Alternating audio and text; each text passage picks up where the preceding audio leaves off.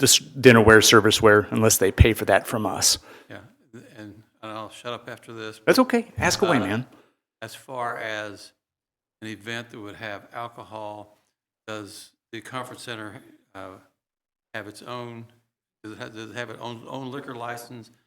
Yes, They that's do have, okay, and then do they charge a corking fee? I guess that's what they call it. sure. Yeah, and I'll just generally speak into and over that. I like conference center because you and I are old school. It's the event center now. You're right, absolutely.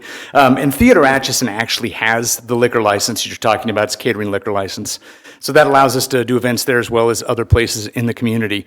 And what we have to do by law is that anytime we purchase, and from our two local vendors that we use, Raven Liquor and Hunley Liquor, we're given wholesale pricing, and then we take that pricing, and of course we have to pay a tax on it right there at the register. And then we take that product back, and then we have a markup of our own on it, and then we turn around and pay another tax on it. So for example, if I buy a bottle of liquor, I get charged 8% at the liquor store. And then I take it and I sell it to a customer. And so I've got a liter of liquor. It has 25 ounces. That's 25 drinks. I sell that for X amount of bucks at the end of the day. Then I have to pay 10% on anything that I've grossed. So we don't typically put a tax on it. You don't pay $5 plus tax for drink. You just pay $5. We back the tax out of it. But it's 10% at the end of the day is what we pay to the state. So corking fee, yes. We also have setups like, for example, if we have a bride that goes down into our bridal suite where she gets ready for her event for the day and they would like mimosas, we'll put that together with cost associated with the champagne that we would have to buy and orange juice, et cetera. And that all goes together in a package and it would go down there.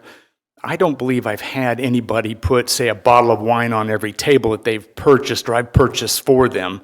But if that were to happen, what would end up occurring is they would say, yes, we'd like Barefoot Moscato, for example, on every table. Great. I go buy it, and then I charge them for all of those bottles. Whether you'd call that a corking fee, we don't use that terminology, but it is used, but I think I understand what you're saying. It has to be, we have to upcharge everything we buy by state law, and we do. Well, Does that make sense? Did I answer your question, you think? Well, I guess I do have one more question. Yeah, please, keep asking. As far as leasing the facility, renting the facility, is it an hourly rate? Is it or is it based on services provided? A little of both, but it's more not really an hourly rate, but a block of time. So for example, if you're going to have a wedding reception and we ask what time you want to be there, it's typically 4 or 5 o'clock until everybody needs to be gone by midnight. So that includes any cleanup that's going to be done, et cetera. So that's just kind of a half-day block of time for $1,600 to rent the ballroom, for example. And that gives the customer our staff services to set the tables up and chairs the way they'd want them. And if we do own linen, black, round linen, if that's what they want, we'll give them that option as part of the cost as well. And we launder it whenever it's convenient, reuse it, clean for each. Or they can rent them and they have to pay the upcharge for rental. So it is based not hourly, but there is a pricing, and each room is different. So $1,600 for the ballroom, $400 for what we call the Oak Room, which is the break. I think all of you were there this weekend. It would have been where the bar was located, so just right off of the ballroom, et cetera, et cetera. And it goes down from there. The rooms get smaller from there. Okay. Does that help? Awesome. So Travis, Yes, sir. when you lease out the ballroom, where the bar was, is not included in that fee? Correct. Now, with exception, because, we get to make the rules. So our regular customers, and we have 5 or 6 big companies that will use that event space, and we will allow them to use, because they're returning customers, we will allow them the opportunity to get that room for part of the room fee. So for example, it'd be $2,000 to get both rooms. We may only charge them $1,600 to get both. But one-off events, typically that's not the case. So returning customers get the benefit of our gratitude by taking that as a benefit, and which would be, we have a bank in town that does that with their annual Christmas party, and they always book in advance and book a year ahead. And we have 2 seed companies that do the same thing. Stresscrete's another one, for example, and City of Atchison too, as a matter of fact, which you guys don't pay anything for it. You just pay the labor that's used on the event.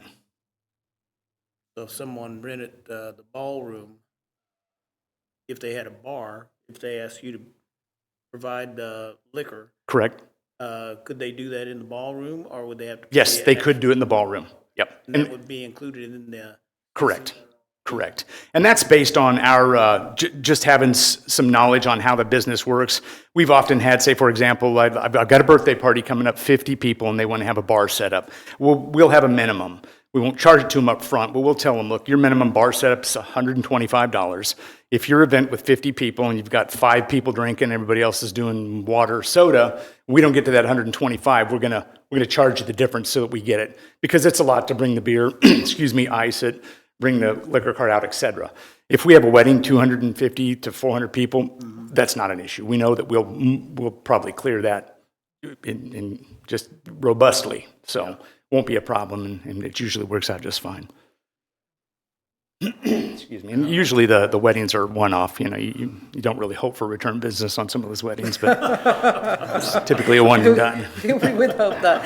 I do have a question, Yes, ma'am. Travis. So I noticed just on your expenditures. Yes. To the extent possible, do you normally utilize businesses here in Atchison, local?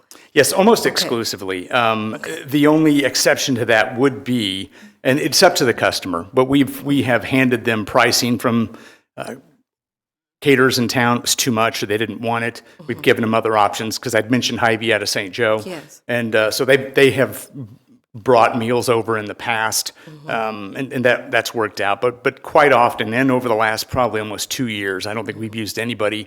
I'm wrong about that. That one from Oskaloosa, but we don't contact them. I think Stress Creek contacts them directly, just because they enjoy their food and their catering, or somebody knows somebody. I don't know what the deal is, but that's their advantage. And I think I'm going to add, I think it's a really neat thing. I think it's a good thing. You know, in the past, I was on this board of directors back in the day, and we had our own kitchen staff, so we had to keep the food in-house, and that was upsetting to a lot of folks. You know, their Uncle Joe had barbecue, and they'd love to have it for the wedding. We just wouldn't allow it. We had a commercial kitchen. We had the license on it with the state, and we also had insurance. We couldn't let anybody drop a meatball under the counter and have it go rotten and be on us.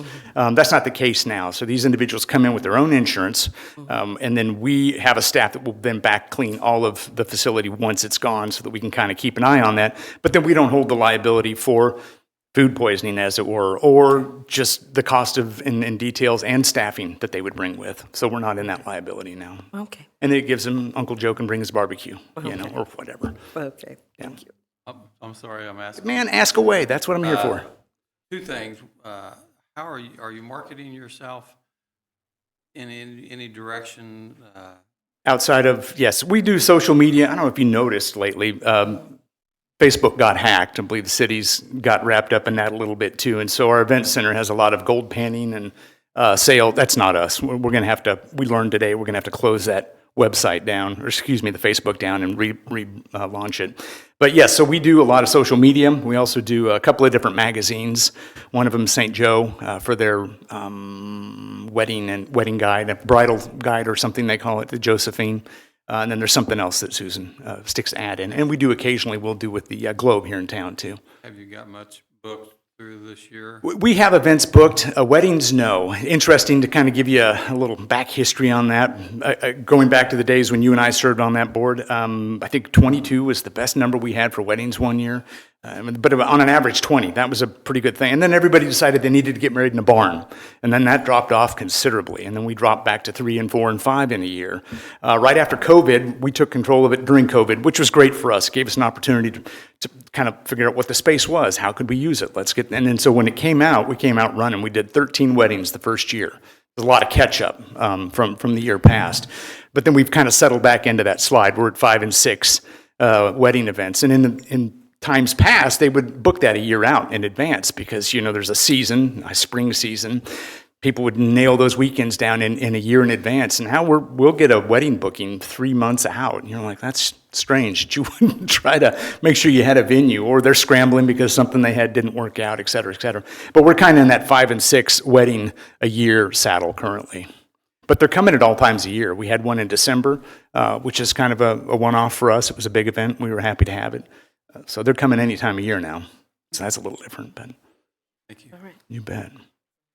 So what are typically your most booked events? I know you mentioned that weddings had Right. sort of slid. So the big ticket items, you know, you might call it the low-hanging fruit, because when you come in with a wedding, it brings its own energy, and then there's money to be made at the bar, et cetera, et cetera. But we do a lot of the harder jobs to get a hold of, too. Like, for example, I bet we'll do 4 or 5 depositions in the course of a year. Would be an attorney in town that seeks our services for a room or two, and then they'll have people that they'll sit and I don't know, litigate's probably not the right word, but they'll debate issues and try to get things worked out.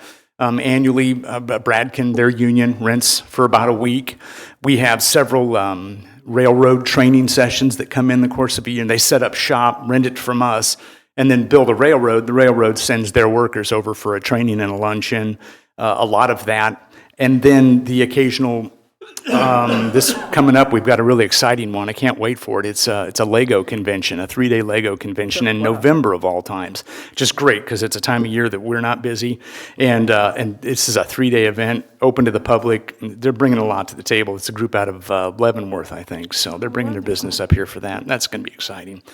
So yes, the bulk of it, low-hanging fruit, 5 or 6 weddings, then Christmas parties, 4 or 5 of those in the course of a year. But our infill is a lot of anywhere from 10 to 50 sort of person events. Last year, I think we did 51 events total. Okay. So that gives you kind of an idea and a calendar. And there's some hot weekends and not, you know. It almost kind of runs with the school.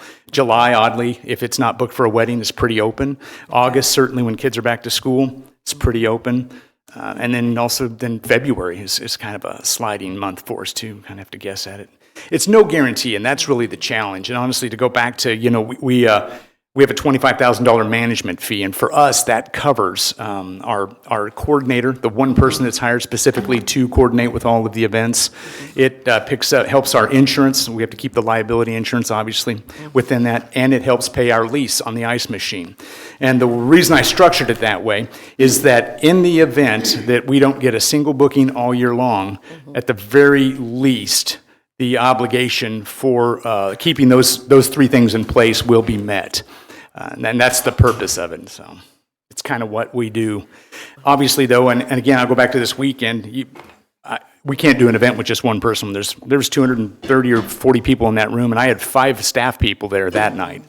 So that's obviously not covered by the $25,000 that we have an event coordinator that picking up their salary. Then that room fee is where we lay it in on that. You know, that's that extra money we get out of that room fee is what pays the time for all of the other individuals involved. Excellent. And I do have to say that the event this weekend was really wonderfully executed. So Great. really Good, appreciate good. that. Great. We're glad to have done it. So yeah, obviously the food was great. I love a prime rib, just like anybody else, and I think that Cedar Ridge did a great job with it. They Then did. everything else you saw in the room, with the exception of the succulents, we were responsible for. So we did all the table setup, the stage setup, the sound, the lighting, all of that was from our end of it. So those are the things we kind of bring to the table, you might say. Okay, well, it was wonderfully executed. Good. Well, thank you, and really Rochelle. I appreciate appreciated that. Thank you for the feedback. I'll let my staff know. Yes, please do. Will do. Any other questions for Mr. Grossman? And then are you also going to discuss your January 2024 report? I can. It's all Okay. kind of one and the same. If you have questions, I'll be glad to answer them. Mike, I know you just got in the room. You're kind of, Yeah. if you've got any questions for me, I'd be glad to entertain them. I think as we go forward, the numbers will get a little easier for us to digest and report on if this is how it's going to be. I kind of got, I wouldn't say flat-footed when I was asked to do this. I'm like, oh, okay, great. So we threw this together. I wasn't actually in the office when the numbers were put together. I just kind of put them together and reported them. By that, I mean I sent them to Tina. And it took us a couple back and forths. How about this? I'd like to see that, da-da-da-da. So I think going forward, we'll have a better bead on what it is we can show you, and maybe generate some more questions for you. You've got an incredible space up there. City owns a remarkable building, and then I think it works really, really well for the city of Atchison. And back when it was purchased by the city from the then board of directors or the organization, the Heritage Conference Center organization, I explained to Trey Hawking, I said, you can either tear this place down and go put a Morton building up on the side of the road, or we can invest some money into this building, because there isn't anywhere in this town to have 500 people for dinner.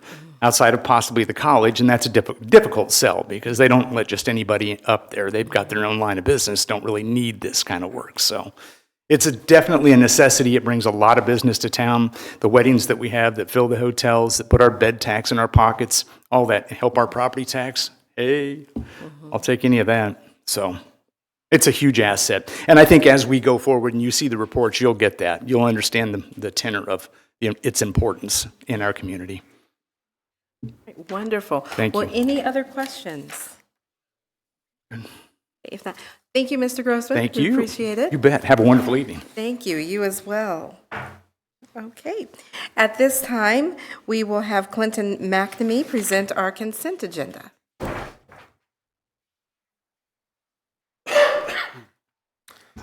All right, we have 2 items on the consent agenda tonight. First is approve the minutes of the February 5th, 2024 commission meeting. And second is approve the 2024 workers' compensation insurance with Kansas Municipal Insurance Trust, otherwise known as KMIT, with I think the most notable thing there being there was a 2% increase from 23 to 24, but falls within our budget. Okay. All right. Do we have any questions for Mr. McNamee? Okay. Hearing none, I will entertain a motion to approve the consent agenda as presented. I'd make such a motion. All right, wonderful. Is there a second? I'll second it. Okay, it's been moved and seconded that we approve the consent agenda as presented. All those in favor say aye. Aye. All those opposed, same sign. Motion carries. All right, we will move to new business, and Mr. McNamee will continue, please, and with the presentation on our annual brick repairs. All right, so for several years, the city has budgeted for annual Brick Street repairs to varying amounts. The current number is $35,000 is what we budget per year. With respect to the amount of work that's out there in town for Brick Streets, that's a very modest budget. And it's kind of a function of the expense. It's a great expense to redo a Brick Street by modern standards. And so I don't know that we would necessarily be able to budget the optimal interval replacement rate on Brick Streets when, you know, if you're to do a complete block of street, it's probably close to $250,000 to do it by today's standards.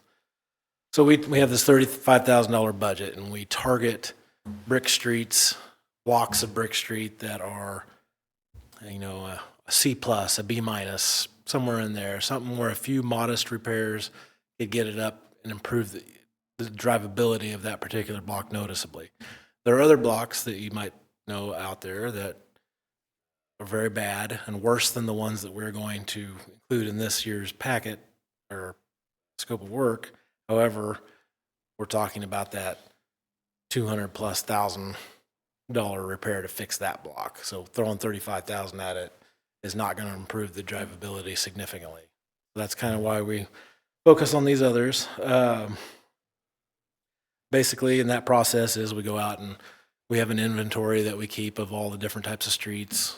We have a Brick Street inventory. We have notes on each block of how many square feet it is, how many square feet of problem areas there are. And so we kind of use that to build the project scope for each year. We received one bid for this from Urban Lawn Care. It's the same company that's been doing it the last several years. They quoted $14 a square foot. And so basically the premise there would be to try to max out that $35,000 and get as much square footage of streets repaired as we can, focusing on the 600, 900, and 1000 blocks of Kearney and the 500 and 600 blocks of Laramie Street this year. We might be able to get a little bit beyond that. Typically, we aim for a number less than the budget, and then we can adjust things at the very end. Yeah, unless there are any questions, I'm requesting authorization to hire Urban Lawn Care. What's that been running before? How much square foot before? I don't know that it's been lower than 12 in any recent years, so in that 12 to 14 range. And that's them going in, removing the brick. Let's say it's a 10 by 8 patch or something like that. They'll remove the brick, clean them off, set them aside, excavate out maybe a foot down, put in compacted rock back, and then reset the brick back on that. Do they furnish the subgrade then? Yes, yeah, that's included. That's all in the bid too? Yeah. The last big project that we did was in 2019. Well, it might have been early 2020. It was closer to 16 a square foot, and that included a concrete base. However, the city went in and demoed out everything, dug down for the concrete. So I don't know if I ever put a number on what that would have been to do the full depth concrete, everything, repair. I would guess it's over $20 per square foot to do that. So what are we using for a subgrade? What's there now is mostly just it's soil, but then we excavate that down, like I said, a foot and put in compacted rock, AB3. And you, Clinton, you had mentioned that the blocks that are targeted, those are the ones that you feel the $35,000 will best be utilized rather than another area because of expense. Well, they have fewer and more isolated condition issues, and if we fix those, then that block becomes that much more drivable. Okay. One of the more notable ones I think that happened was 4th Street a few years ago. You were lucky to be able to drive the entire length of 4th Street more than 15 miles an hour. Mm-hmm. And I think I drive it all the time, 20, 25 without bottoming out or something like that. So, it was a relatively modest budget to repair that long stretch of 4th Street, but it made a difference. And we done Commercial Street, kind of between, call it 10th and 12th. Made some noticeable repairs there, and so that's kind of what we're shooting for. I mean, there's some blocks right now that you have to weave yourself back and forth in order to avoid ruts and depressions and that sort of thing, and 35,000 won't touch that. That's going to be Laramie Street, like 300 block of Laramie, somewhere in there. There's one that's kind of, from 2nd to, or from 3rd to 4th, yeah, by Laramie that's Garden Apartments. You need a tank to. that's the one I always, when I think of the worst ones, that's one of my go-to. Okay, all right. Any other questions for Clinton? Okay. If not, I would entertain a motion to authorize staff to hire Urban Lawn Care for Brick Street repairs at a rate of $14 per square foot, not to exceed $35,000 in total project costs. Do I have a motion? I'll make that motion. Okay, it's been moved. Do I have a second? Second it. Okay, it's been moved and seconded that we authorize staff to hire Urban Lawn Care for Brick Street repairs at a rate of $14 per square foot, not to exceed $35,000. All those in favor, say aye. Aye. All those opposed, same sign. Motion carries. Thank you, Clinton. Next, we will have radio collector wells design, additional water testing. Clinton? All right, so yes, we're currently working through sort of the research and testing phase of the design process for the radial collector well that we're kind of visioning for the future as our next primary source of public water supply. Right now, we source surface water from the Missouri River, so this would be to go to groundwater. There were several test wells that were put in. The two best producing test wells, we did water quality testing that may have resulted in some potentially anomalous results. So we're recommending an additional round of testing to either confirm or which way that goes. The testing measures over 200 different elements and things in the water. And then for each one, there are minimum levels that are allowed in drinking water. And as I go kind of explain through this, these minimum levels are for treated drinking, the final product, not for what the source water is. So it's not uncommon for source water to have things over those thresholds, or else we wouldn't need treatment plants. So some of the elements that the design team pointed out to staff in a recent meeting included total dissolved solids, total organic carbon, and arsenic that were just, above. So I know everybody will key in on the arsenic, because of things associated with that. I just want to say that arsenic is a naturally occurring element, and it's found in a lot of water supply sources. And proper treatment, it's not an issue. So the reason for this additional testing is so that we don't potentially design changes or new processes at the water treatment plant based on a fluke measurement. So if we measure again, those levels are lower, then we can proceed with that without jumping to, I don't want to say conclusions, but jumping to major changes. Or I don't know that there would be major changes. We already have things in place that treat for some of this. Oxidation is one of the processes that would cover that. We have the ozone treatment. It's just too early to say if our plant, we haven't looked at it that closely, if our plant would be able to treat this. We're just looking for another round of testing. Kind of make that picture a little clearer. So Kansas these Park. are test wells up along the river road there? Yes, kind of close to the mouth of Independence Creek. What did you lease that ground that those are on? Say that Time again? to put them up there. We looked at, From the Abbey owns that now, or something? yeah, State owns it? the Abbey, St. Benedict's Abbey. We looked at different places. I was trying to keep it on city property as best I could to eliminate land acquisition issues and things like that. We have property that will, we have property north of the raw water intake that I was looking at, but the bedrock was too shallow. And so we just weren't getting deep enough to get to the, so if anybody doesn't know, the radial collector well's shaft that goes, I don't know, it's like 80 feet down, and then it has spokes coming off of it, laterals at the bottom, kind of probably be in a 180-degree fan, and it'll extend like 300 feet out underneath the riverbed. And that's the strategy there. Why do they do that? Versus, Just having a straight well. I used to farm up there. We had a well up there. I don't know what kind of gallons they coming up with on these wells. You know?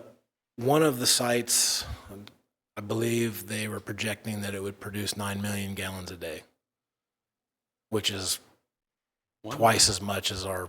One well? Oh, yeah. That well up there, it would produce 2,000 gallons a minute, and that's all they could test it at. And that thing would produce 2,000 gallons a minute, 24 hours a day, 7 days a week. There's no water issue. We don't have to test up there. There's all kinds of water. Right. So they test for different things, like the kind of sediment that it filters through, and if that's going to be good for a well over the course of time. And then, like I said, all these 200 and some elements they test for, which that'll change over the course of time as well as the well seasons and all those good things. But You know why we can't just put a straight down well in there, though? I think it's to get to that number, that millions of gallons a day number, because it's extending out under the river. It's going to always have that water source percolating down from the riverbed. They've tested to the west, like towards the bluff, and found that there's very little water coming from that direction, so it doesn't really seem worth the. And if you look at the picture, that's kind of the direction those laterals would probably take. It's not even worth it to run a lateral back to the west, compared to the amount of moisture that they're projecting to get from the riverside. Clinton, how soon will this be retested? Probably they would get going on it within a month, I would say. Don't quote me on that. I know there's some Corps of Engineers work going on at the same time down there now. Anybody's seen the giant mountain of rock that's sitting there, that's Corps of Engineers doing some work on the Benedictine bottom areas. Okay. Okay, all right, thank But you. yeah, I just want to stress that this isn't, you know, a major setback or anything like that. Common thing that all public water supplies have to deal with, and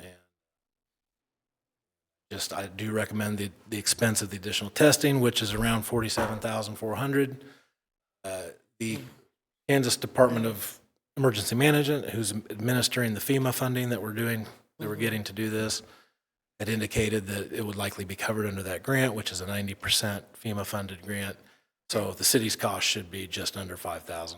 Okay, so roughly 10% of, okay, of the total cost. I think that's a very good cost to incur to potentially save a lot of trouble at the end of this process and talking about potentially adding new systems to the, I don't want to talk about that unless we absolutely have to. And so I think this additional round of testing will hopefully confirm or at least guide us a little bit better on whether we need to have serious discussions about adding a new process potentially to the water treatment plant. So is I this gonna agree. treat the water itself, or are we testing for volume available, or what are we testing? They tested for how much it would produce. There's two of them. One of them's like 9 million gallons a day. The other one's, I think it was coming in at 7 something. Historically, we've averaged probably like in the $3.5 to $4.5 million gallons a day demand. However, with the distillery and everything, that's going to have an impact that we don't quite have quantified yet. So On my phone. in What's the that past, we meant? talked about possibly needing 2 wells. I think we're kind of past that point. I don't really see what the need for that would be. I don't know. What's that translate to in gallons? I don't have a calculator with me. Divide that number by 24 and do it, wouldn't it? I'm familiar with gallons per hour. Oh. The 9 million, you saying 9 million divided by 9 millions, what, 24? I didn't see Math on the spot. what? Divide that by 60 to get your minute, if you want to look at it that way. No, There you we just did it, always did it by hours. So that's about all that you can run through a pump that. Well, our treatment plant right now, I think it maxes out at being able to treat 7 million gallons a day. So Day? a day. So putting in 2 wells that can produce 14 or 15 million gallons, wouldn't make sense. So I just kind of question why we're building a well. I've been around a lot of water wells, and I've never heard of one that had legs on the bottom of it. That looks like a big expense. I mean, you can pull so much water out of that thing. When you turn your pump off, the water would come up so fast you couldn't even measure it. That's I'm going to defer to the, the hydrogeologists and all that, or whoever designs these things. But why we're looking at a well is because the. No, I understand. the Oh, well. okay. Okay. I just don't understand this well with these legs on the bottom. I've never even heard of anything. Well, when I was on the city commission 20 years ago, when we put in test wells, that's exactly what we did. These test wells, isn't that right? And at the time, this was explored. The difference of what it now versus then, we have an ozone, some sort of chemistry about radio collector wells that at the time our water plant to treat water coming out of radio collector wells. Now it does. I believe it's the heavier metals that are in groundwater. The ozone Wasn't it an process iron helps problem? with. That I think might be- it was I think it was iron. an iron I just know problem. with the most recent plant upgrade, we now have the ability to do that. And well water is the raw water intake station is old, and it,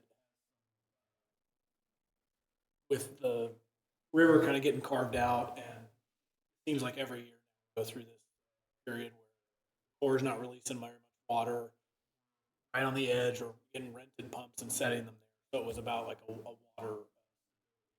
water stability play. Oh, yeah, the well's a wonderful idea. The only thing I'm wondering about is why we're going to this, putting these legs out. That, I don't know, I never have heard of that. And I know you can go up there and put a well in that'll pump 2,000 gallons a minute plus without those legs. I just wondered why somebody's evidently recommending us to put those in. I just didn't understand why. I would have to Yeah, I'd bring in an This expert is on the Lane, differences Lane between Western, those. or Lane, whatever it is now, it used to be Lane Western, they're the ones doing this? Or they're The, bidder on, different bidder on. that's a subcontractor. Snyder and Associates has the design. LRE is kind of the geologist subconsultant. They're pretty much, we didn't get a lot of bids for this design contract. I think we got 2. And they both utilize that same and I think, that's kind of, I don't want to say they're the only game in town, but I think they are the standard folks around here. The company I that, think that was the standard 24 years ago, 23 years ago. And 'cause I that's think- what he's, because I think, number one, there was a reliability issue as well with having these legs going out, or that's what you want to call them. So, and if we're gonna, of course, my logic might be a little distorted, but if you're gonna spend the money, you're gonna make sure you spend it correctly and that you have what you need. If you're gonna do it right, is what I was, you know what I mean?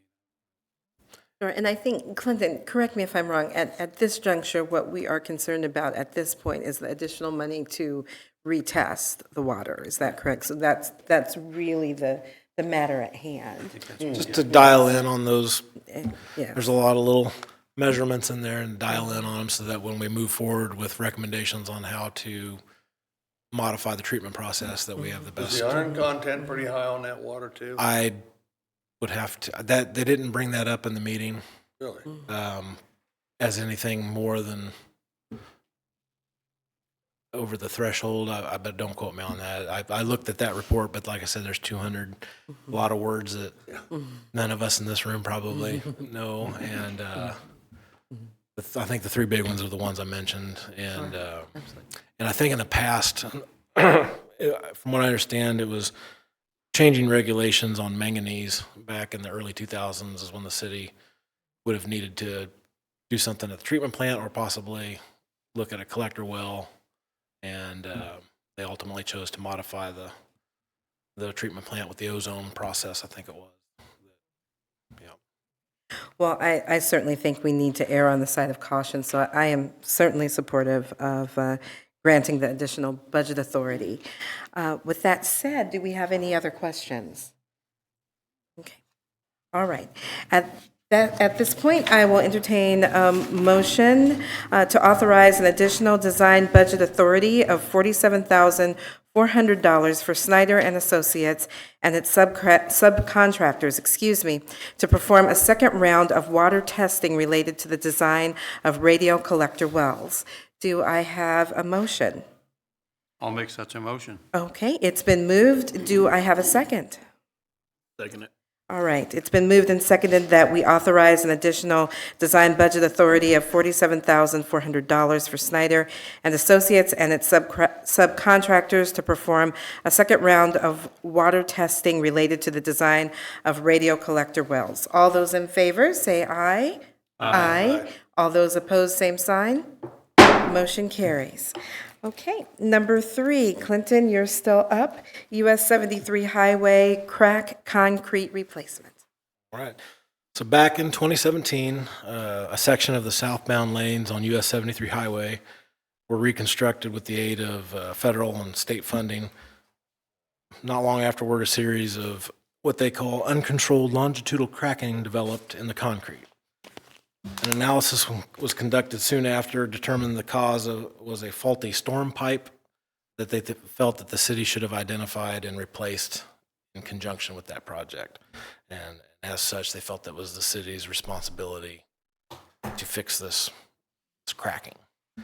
A lot of back and forth over that over the years and reprioritizing projects. COVID came in and kind of put things on the back burner. But fast forward to last year, KDOT reached out to me as they were considering one of our C-CLIP applications which we use to overlay highway routes inside city limits. It's up to $400,000 a year now.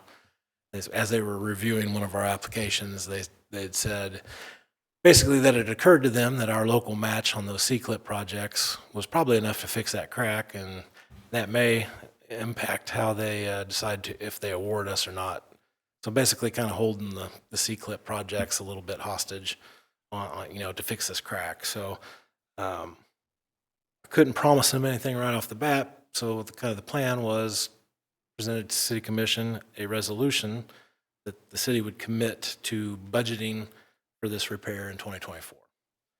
So at the time, which was about April, we were in the process of doing the concrete work out at Ravenhill Road.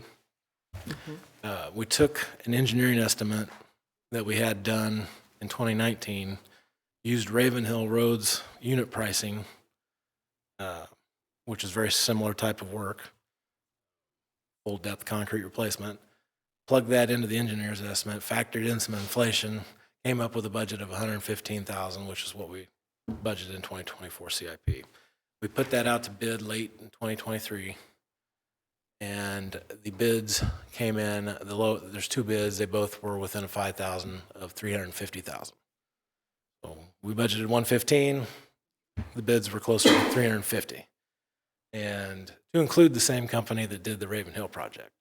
So we were a little bit dismayed at that price, so chose to reject those bids.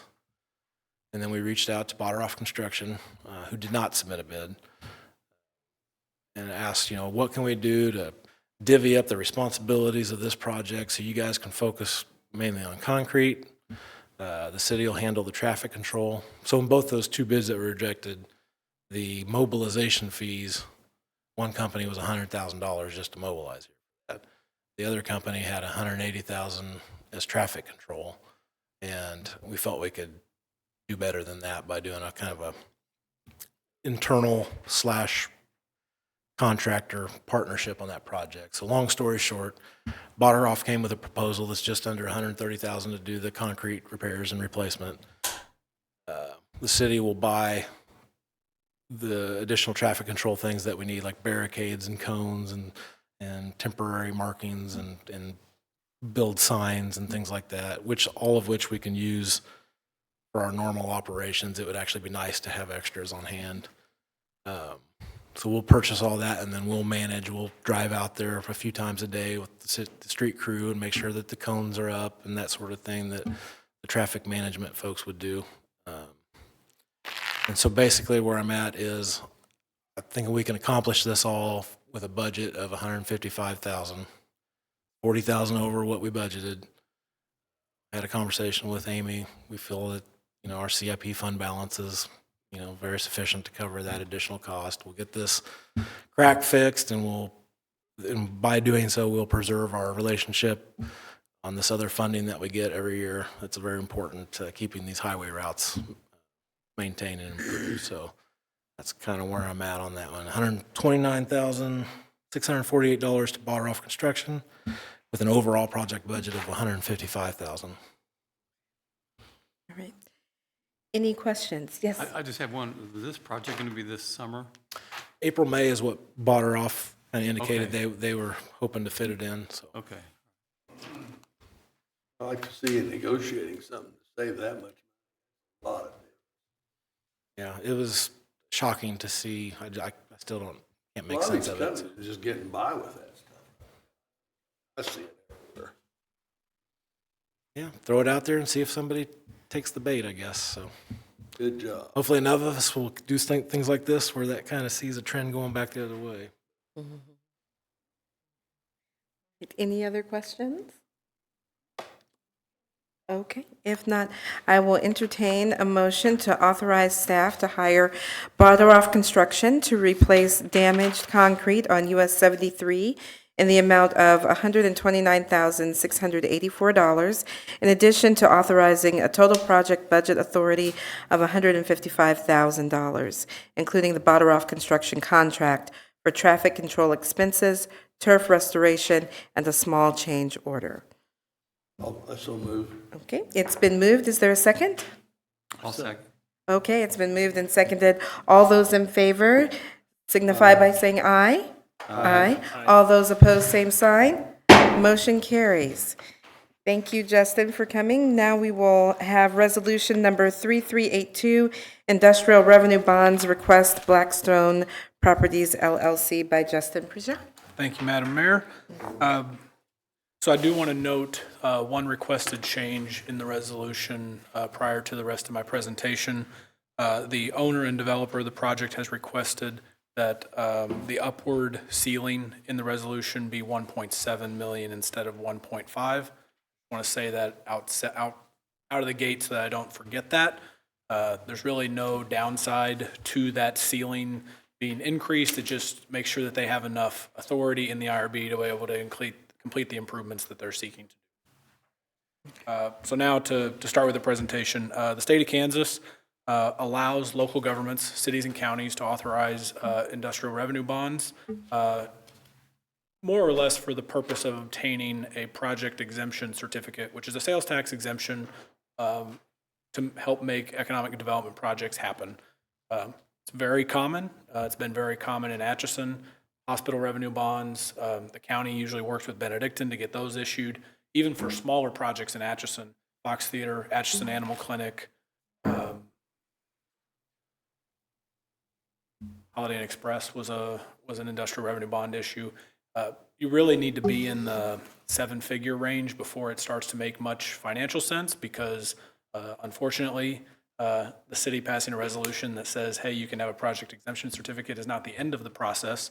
Bond counsel gets involved and does a mirage of a transaction, which is actually titled a self-purchasing revenue bond agreement, whereby the owner of a project requirement and the vehicle with which you can obtain the project exemption certificate is to issue revenue bonds. So it's a bond finance project, and those can be tax exempt. Well, the way that this gets set up is that you're self-purchasing the bonds on the back end of the project. So there's some bond counsel fees that are involved. On a project of this size, the bond counsel fees are probably somewhere between $17,000 and $22,000 to have them do that. I wish that weren't the case, but it is. I will note at this point that in every IRB that I've been a part of in this community, the developer or the owner of the project is responsible for paying those fees. So I think I wrote in the commission action report that saying yes to this proposal does not have any direct cost on the city of Atchison. It does mean that you're foregoing the city's share of, if you think, if we say no and the owner still decides to go forward, if that were the case, you would be foregoing that sales tax revenue on whatever the charge would be there. A lot of times in situations like this, though, the difference is so stark, and in rural communities, seeing projects like this happen is so difficult that this type of project doesn't happen unless you can line up a series of incentives. I don't know if anybody in the room would be, I'm hoping that there's at least one person would be willing to pay $1.7 million for a corner of real estate in downtown Atchison, Kansas. That's why we work so hard to find CDBG money and community improvement districts and industrial revenue bond issues and ARPA grants, and because we've said in our strategic plan we care about downtown and we want to make exciting projects happen in downtown Atchison. Unfortunately, there's just this huge gap between what it costs to do it and what you wind up with in terms of a real life appraised value. So I try to spend a lot of time figuring out how can we fill this gap to make stuff like this more feasible, because we need to see more investment in real estate throughout the community and according to our strategic plan, specifically in downtown. So that being the case, I would expect this IRB to save, based on what's been reported to us, that the construction cost is going to be for phase 1 and phase 2 here. This issuance could save the property owner between $75,000 and $125,000. Somebody were to check my math on that, they might say, well, wait a second, sales tax is only applicable to construction materials. Kansas has something called the remodel tax. If you are renovating an existing commercial building in Kansas, you are supposed to charge sales tax on the labor as well, called the remodel tax. Look it up if you want. Most people pretend it doesn't exist and take it up with Department of Revenue in an audit situation. But if you're renovating an existing commercial structure in Kansas, you're supposed to pay, ultimately it's supposed to be passed through to the customer, but construction companies are supposed to charge. Look it up. you want, but, so that's why in this situation, now, if you're converting, like I have in a couple of places, converting an existing commercial building to multifamily, you'd say, okay, well, that's residential now, it's not commercial. But in this case, project owners intend just to have office on the second floor and retail, restaurant, whatever, on the first floor. All of that's commercial, and so the Kansas remodel tax would apply. How much is that tax? You know, is it Same same as, as sales tax? same as sales tax. So this will take care of that and have to pay that Yeah, too? it's a shield from that even being coming into question. So on this particular project, it's exponentially more important than it would be a new project. I'll mention again that he's asked to go from 1.5 and IRB's 1.5 million to 1.7.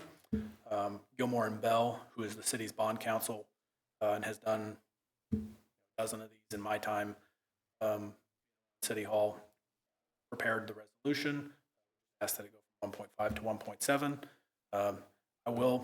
Last thing I'll say, on the back end of this process, it's not just that you pass the resolution on the front end. There are a couple of touch points to closing out an IRB on the back end. After the bond purchase, I actually just, whenever I've done them myself, I've always gone through Atchison County to try to create private project.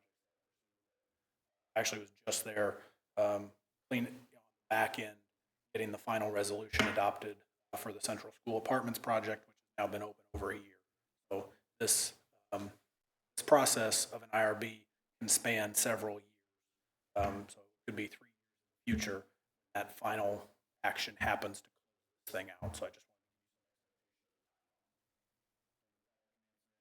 questions you might have, and the representative of the owner and the developer doing the project is also here.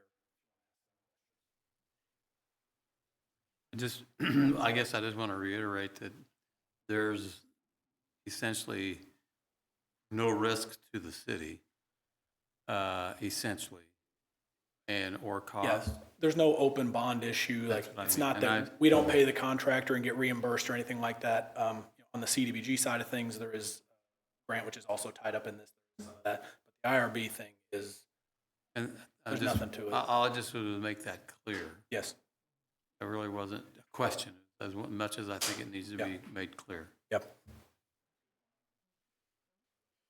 Any other comments, questions, concerns? I did think of one additional thing. So this does abate not just city and county sales tax. The big ticket is that it abates the state's 6.5% sales tax rate. So that's and what state gives you, the city, the authority to do that. Why? You have to ask them. Give cities the ability, counties. Good. Okay.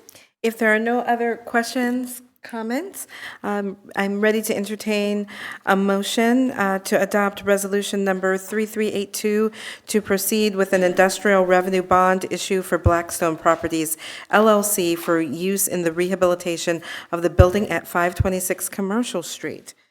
Do I have a motion? Madam Mayor, could I get you to Yes.